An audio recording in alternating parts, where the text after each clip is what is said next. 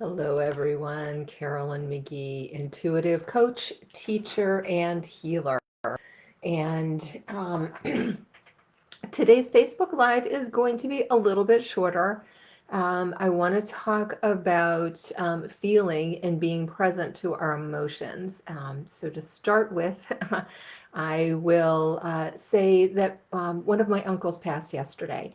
He had cancer. He'd been ill for a long period of time, and he's at peace. It's really challenging during this time because we can't gather as a family to support my aunt. I can't be there to support my mom.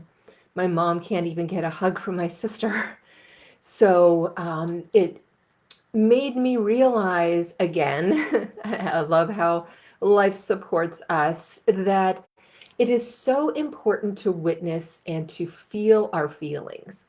A lot of times we are taught to be stoic, to kind of tuck those emotions away, or perhaps it wasn't even safe for us to show our emotions.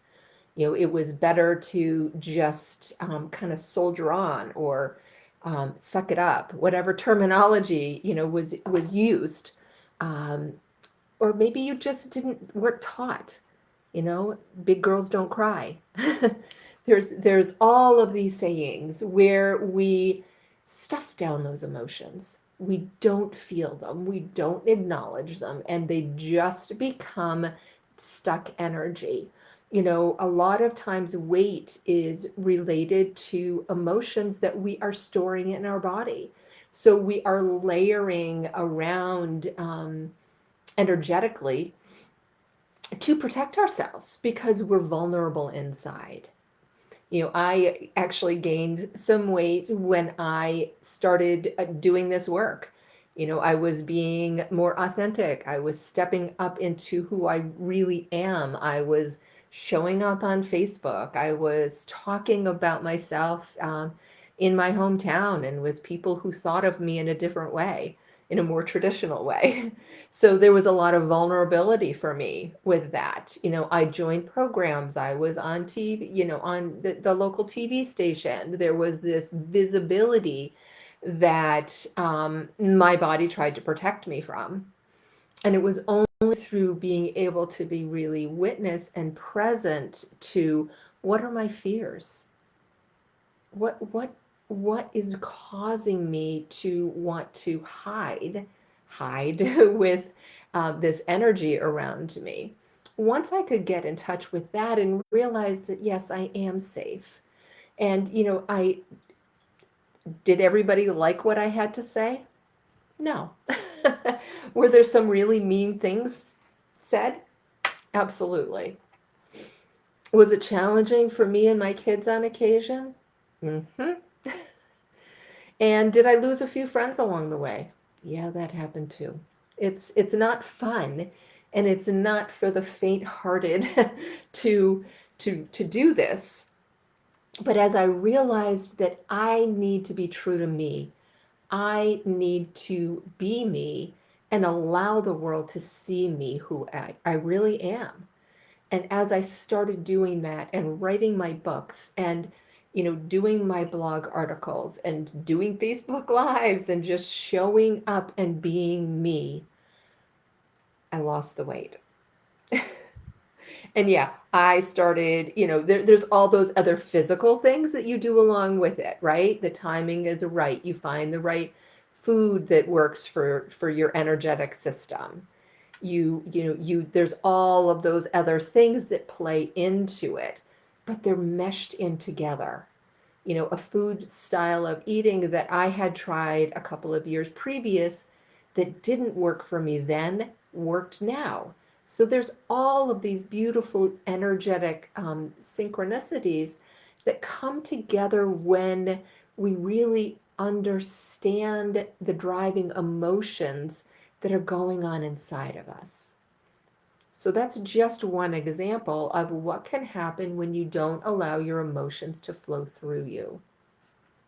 Now, another thing that can happen is that we can have things like depression or anxiety Anger oftentimes is an energy that we're told um, isn't good.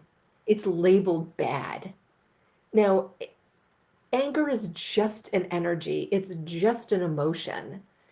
I mean, you don't want to go out and hurt somebody. You don't want to punch a wall. You want to find a way that's healing for you to release that anger. But if you hold that anger in, the flip side of anger often manifests itself as either sadness or depression. So there's this way that our body energetically um, puts out or engages with this energy that we've been trying to tap down and not acknowledge, but it's going to show up or manifest in a different way. A lot of times digestive issues are related to not being able to process the energy that's flowing through us. It's we're not assimilating, we're not um, processing the information and the energy that's moving through us. Just like we're not processing, so our food and the nutrition associated with it becomes slowed down. So, being the witness to that energy, being the witness to that emotion, truly understanding and accepting that um, energy and emotions, they're not good and they're not bad. They're information. They're actually power. They're power for us all to understand and to release and to move through. And so I love to imagine that I'm watching a movie. If I've got some really difficult emotion that I want to process and release, so I just imagine that I am watching a movie. I see it on the screen in my mind, and I see all the events. Maybe it's something that happened to me that caused me pain or wasn't fair, because we all have those things that go on in our life. So we see this emotion or this movie that goes through, but it's like we're watching a movie, so we're not as invested in it, right? It's a movie. We happen to be in it, but we're watching it from a little bit of a distance. And then we can see all of those different interactions that come into play. Maybe we get to see the emotions or the way somebody reacted that we didn't understand or we didn't see. So it gives things a little bit of a different perspective. Or maybe we remember something that we couldn't remember at the time that also gives things a slightly different perspective. It may not change the emotion, but it could change our awareness around it so that we can allow that emotion to flow through us in a much better way. Childhood trauma, and we've all had childhood trauma, no matter how fabulous our families are, there are things that happen to us that as a small child were traumatic. I have talked about almost drowning at 10 years old. And that changed my life. There was a big trauma associated with it. So, learning how to allow that energy, that fear, that shut down, that like PTSD energy that was in my body for all of those years because I couldn't acknowledge it. I had actually forgotten that it happened. I mean, people in the family would kind of joke about it, like, "Oh, do you remember such and such? You guys were doing this, and then this happened, and then yeah, Carolyn almost drowned." And that was it. It was minimized. And I think, and there's a trauma that goes through the entire family when there's a big fear like that.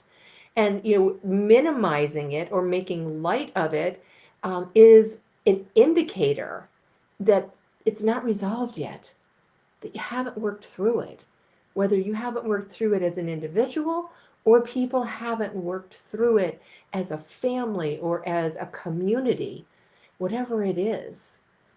So doing things like being that witness and watching it and trying to maybe empathize a little bit, not condone, And then doing, energy work to release it, whatever that means for you.